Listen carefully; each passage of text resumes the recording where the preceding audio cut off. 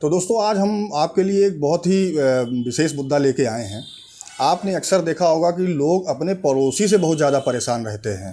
कहते हैं कि यदि पड़ोसी अच्छा मिल जाए तो समझ लीजिए कि सब कुछ अच्छा होता है, लेकिन अगर पड़ोसी ख़राब आपको मिल जाए तो आपकी ज़िंदगी नर्क से भी बदतर हो जाती है। अब ये समझ लीजिए पड़ोसी, मान लीजिए कि कोई आपका पड़ोसी है, वो बार बार आपको परेशान कर रहा है, जैसे आपके घर के सामने कूड़ा डाल दे रहा है।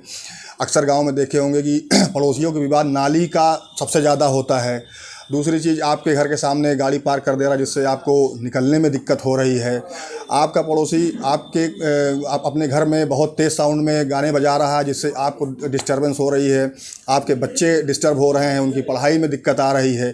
तो आप इस तरह से लोग प्रताड़ित करते हैं। तो इसमें आपको करना यह है, यदि आप अपने पड़ोसी से प्रताड़ित बहुत ज़्यादा हैं तो पहला जो स्टेप है वो तो आप ये करिए कि आप पहले एविडेंस कलेक्ट करना शुरू कीजिए। यानी कि जो भी सबूत जो भी आपके साथ हो रहा है उसको आप सबूत के रूप में इकट्ठा करना शुरू कर दिए। जैसे कि अगर आपके घर में सीसीटीवी कैमरे लगे हैं तो उसकी फुटेज है, कैमरे नहीं लगे हैं तो मोबाइल से आप उसका वीडियो ही बना सकते हैं, स्टिल फोटोग्राफी भी कर सकते हैं।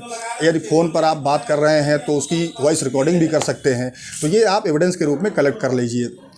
उसके बाद करना आपको ये होगा कि आप अपने संबंधित एसडीएम के पास एक शिकायती प्रार्थना पत्र दीजिए कि भाई ये हमारा पड़ोसी है और हमको इस तरह से परेशान कर रहा है, प्रताड़ित कर रहा है, समझाने बातचीत करने के बाद भी नहीं मान रहा है, लगातार हमें परेशान किए जा रहा है।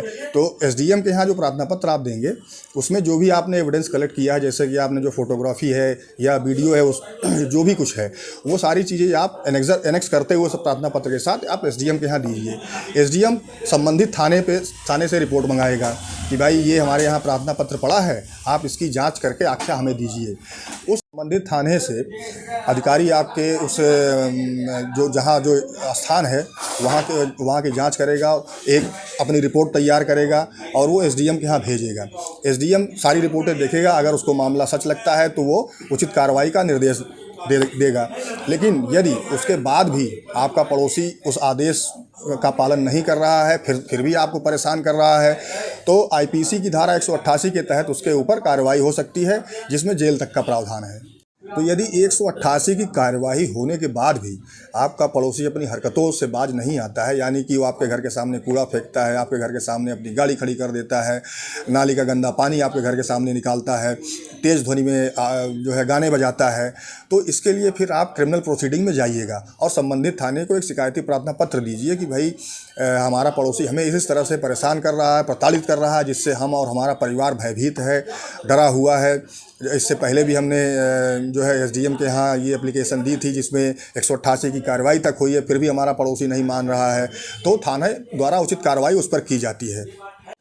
यदि थाने पे प्रार्थना पत्र देने के बाद भी आपका पड़ोसी नहीं मान रहा है, आपको उसी तरह परेशान कर रहा है जैसे पूर्व में परेशान करता था, यानी कि जो मैंने बताया कि कूड़ा डालना, गाड़ी खड़ी करना, तेज़ आवाज़ में गाने बजाना, नाली का गंदा पानी आपके घर के सामने निकालना, तो इस तरह की आप प्रार्थना पत्र देने के बाद यदि थाने द्वारा कोई कार्रवाई नहीं की जाती है, यानी कि थाने द्वारा आपके प्रार्थना पत्र को गंभीरता से नहीं लिया जा रहा है और कोई कार्रवाई नहीं की जा रही है, तो आपका फिर अगला स्टेप ये होगा कि आप माननीय न्यायालय की शरण में जा सकते हैं। वहाँ आप ये 156(3) का प्रार्थना पत्र भी दे सकते हैं, अपनी पूरी बात वहाँ लिख सकते हैं कि भाई हमारा पड़ोसी इस तरह से हमारे साथ कार्य कर रहा है जिससे हमारा परिवार पूरी तरह भयभीत है, और हमने एसडीएम के यहाँ थाने में हर जगह शिकायत की, फिर भी हमारा पड़ोसी नहीं मान रहा है, तो इसलिए हम आपकी शरण में आए हुए हैं।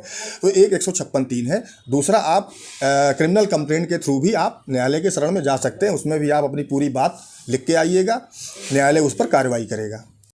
तो आपको हम लोगों ने जो भी कार्रवाई बताई है कि आपका पड़ोसी अगर आपको परेशान कर रहा है तो उसमें क्या क्या कार्रवाई आप कर सकते हैं उसके विरुद्ध, उसके बाद आपका पड़ोसी जो है वो सुधर जाएगा। जो भी कार्रवाई करेंगे, जितने भी कार्रवाई चाहे कोर्ट से हो या थाने से हो या एसडीएम के यहाँ से हो, तो आपका पड़ोसी आप सुधर जाएगा। एक तरह से ये समझ लीजिए कि दोबारा आपको परेशान नहीं करेगा। लास्ट में मैं ये कहना चाहूँगा आपसे कि यदि जो भी ये वीडियो हमने आपके लिए बनाया है, अगर इसका कंटेंट आपको पसंद आ रहा है तो आप हमारे चैनल को सब्सक्राइब कीजिए, वीडियो को लाइक कीजिए, और आपका अगर कोई प्रश्न है तो वो कमेंट के माध्यम से हमें कमेंट बॉक्स में दे सकते हैं। दोस्तों, एक बात और कहना चाहूँगा कि चैनल को सब्सक्राइब करने में आपको कोई भी पैसा नहीं देना है, सिर्फ आप हमारे चैनल के लिंक पर जाइए और बेल आइकॉन दबाइए, चैनल सब्सक्राइब हो जाएगा।